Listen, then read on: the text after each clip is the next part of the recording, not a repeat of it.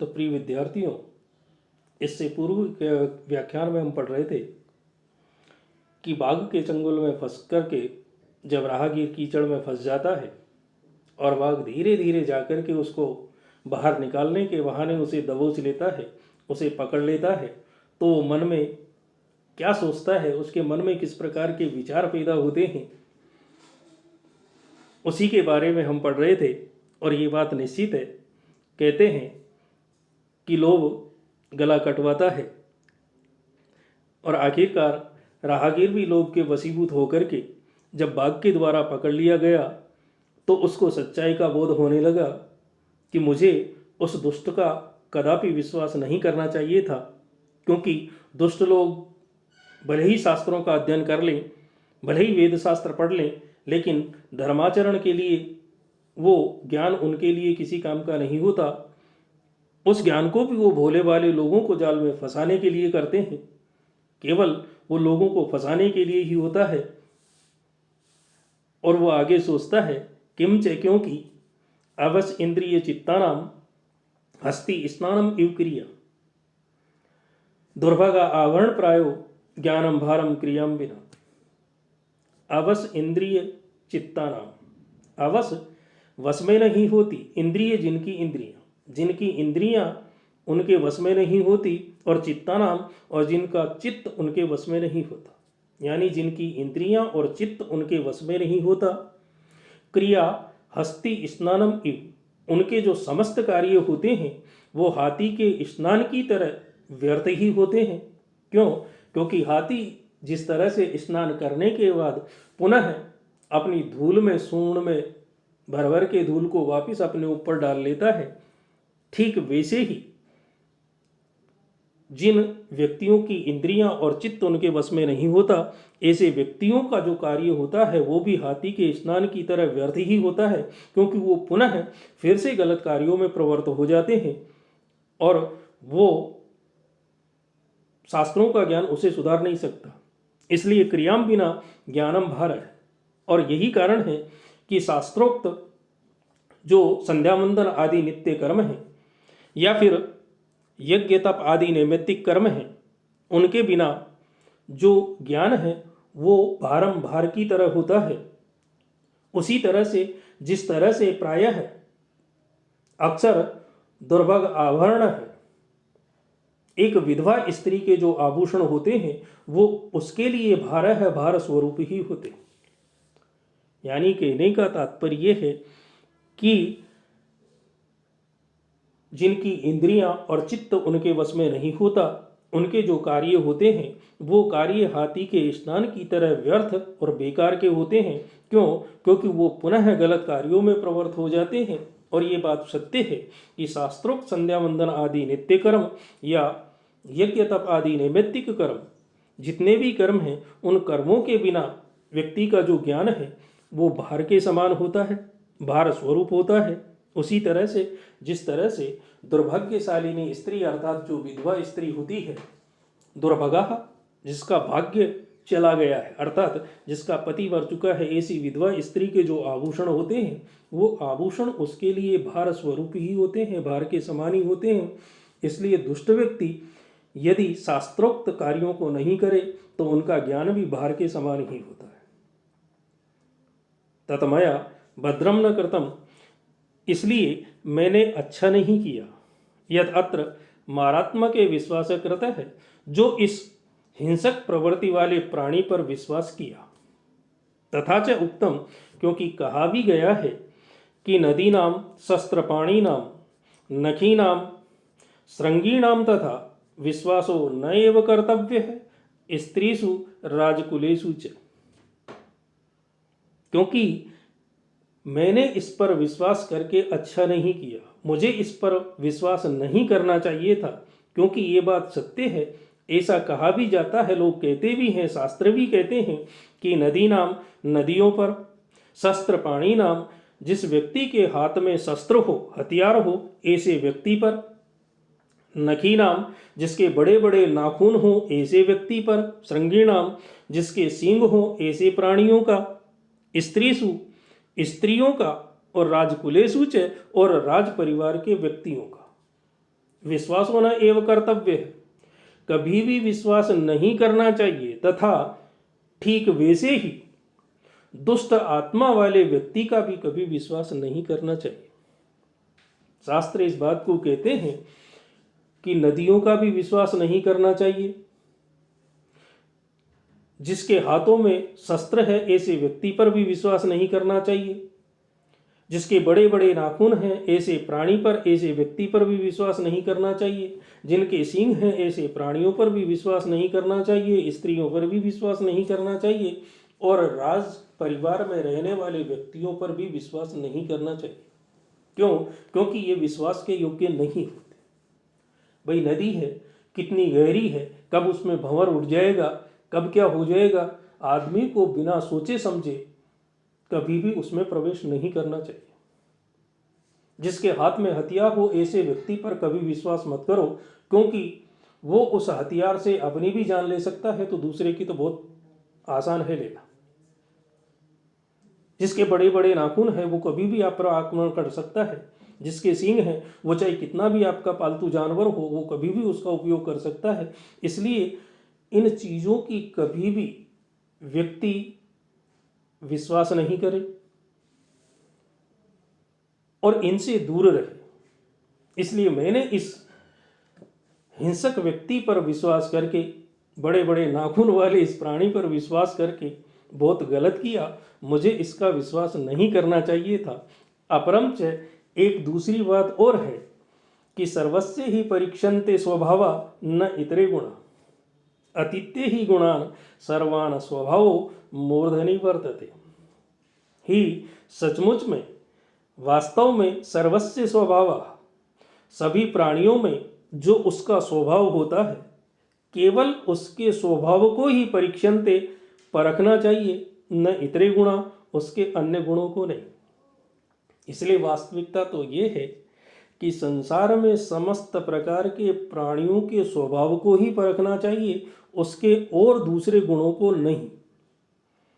ही क्योंकि ये बात बिल्कुल सत्य है कि सर्वान गुणान अतीत्य, प्राणी के सारे गुणों को पीछे छोड़ करके, सारे गुणों को लांघ करके स्वभाव मूर्धनि वर्तते, जो उसका स्वभाव होता है वही उसके सिर चढ़ करके बोलता है। यानी स्वभाव अनतिक्रम है। जो स्वभाव होता है उसको कभी बदला नहीं जा सकता। जैसे कुत्ते की पूंछ होती है ना, वो स्वभाव से ही टेढ़ी होती है, इसलिए उसको साल भर आप नली में सीधा करके रखोगे ना तो साल भर बाद निकालने के बाद वो वापस टेढ़ी हो जाएगी, क्योंकि उसका स्वभाव है। इसलिए वो भी ये सोचने लगा कि सचमुच में मैंने इस पर विश्वास करके अच्छा नहीं किया, क्योंकि इस संसार में इस प्रकार के प्राणियों का विश्वास वास्तव में करना ही नहीं चाहिए था। और वास्तव में संसार के सभी प्राणियों में जो उनका स्वभाव है ना, उसके उस स्वभाव की ही परीक्षा करनी चाहिए, अन्य दूसरे गुणों की कभी परीक्षा नहीं करनी चाहिए। क्यों?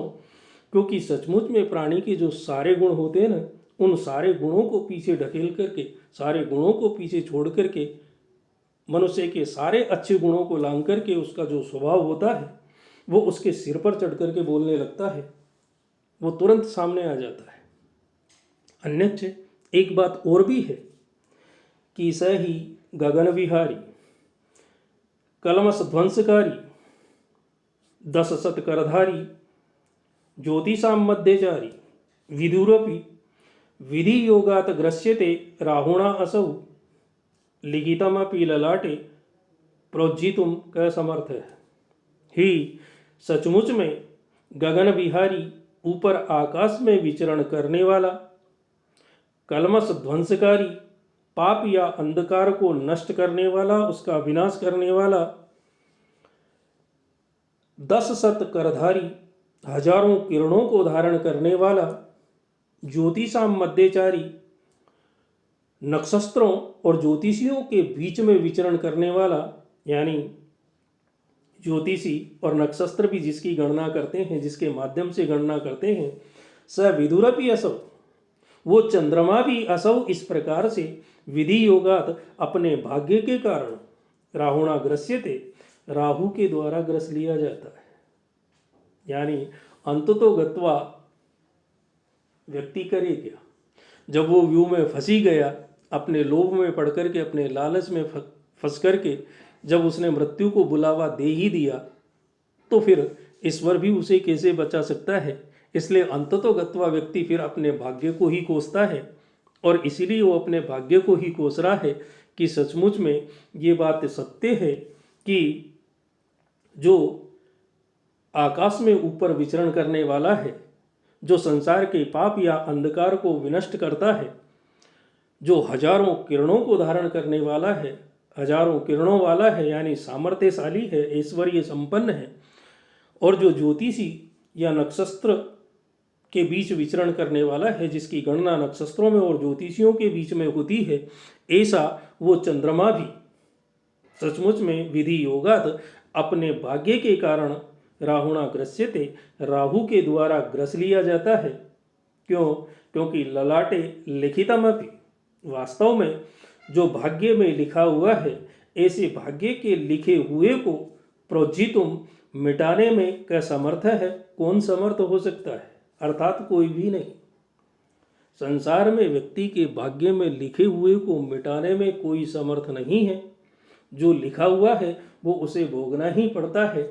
इसलिए अंततोगत्वा वो यही सोचता है कि मेरे भाग्य में इसके हाथों मृत्यु लिखी हुई थी, और इसलिए मेरा दिमाग खराब हो गया कि मैंने इसकी बातों पर विश्वास किया। मैंने इस सोने के कंगन के लालच में इस धूर्त व्यक्ति के ऊपर विश्वास किया, और अंततोगत्वा अब यही मेरी मृत्यु का कारण बना। इसलिए वो भी अंततोगत्वा अपने भाग्य को कोसने लगा और कहने लगा कि वास्तव में ये मेरे भाग्य की बात थी कि मेरी मृत्यु इसी के द्वारा लिखी हुई होगी, भगवान ने ऐसा ही लिखा होगा, ऐसा वो सोचने लगा। क्यों? क्योंकि आदमी अंततोगत्वा फिर हताश होकर के यही सोचता है।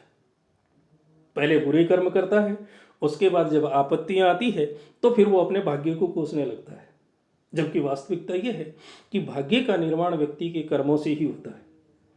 इसलिए वास्तव में जो आकाश में ऊपर विचरण करने वाला है, जो अंधकार को या रात्रि के पाप को दूर करता है, जो हजारों किरणों की सामर्थ्य वाला है, और जो नक्षत्रों और ज्योतिषियों के बीच में विचरण करता है, यानी जिसकी गणना समय की गणना करते हुए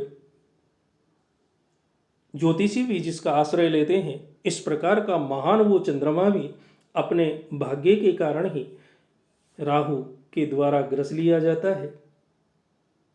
और ये बात निश्चित है इन चीज़ों को देख करके कि वास्तव में भाग्य में जो लिखा हुआ है उसे मिटाने में कोई भी समर्थ नहीं है, कोई उसे मिटा नहीं सकता। इसलिए शायद मेरे भाग्य में भी इसी के हाथों मृत्यु लिखी हुई थी, और यही कारण है कि आज इसके द्वारा मुझे पकड़ लिया गया।